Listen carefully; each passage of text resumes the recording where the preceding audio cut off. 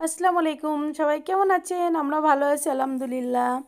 দেখেন, একবারে তাজা বাইম মাছ টাটকা পালং শাক দিয়ে আজকে রান্না হবে গরম গরম।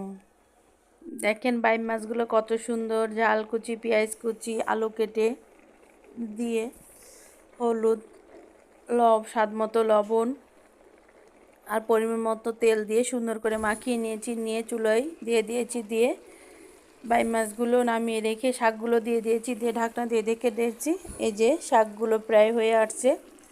আর শীতকালে পালং শাক খেতে এত এত ভালো লাগে। কিন্তু বন্ধুরা, আপনারা কেউ পালং শাক দুইবার জ্বালিয়ে খাবেন না। পালং শাক বারবার জ্বালিয়ে খেলে ক্যান্সার হয়। এই জন্য পালং শাক একবার রানলে একবারই খেয়ে ফেলবেন। কখনো জ্বালিয়ে কোনো কিছু খাওয়া যাবে না, ফ্রিজে রেখেও খাওয়া যাবে না।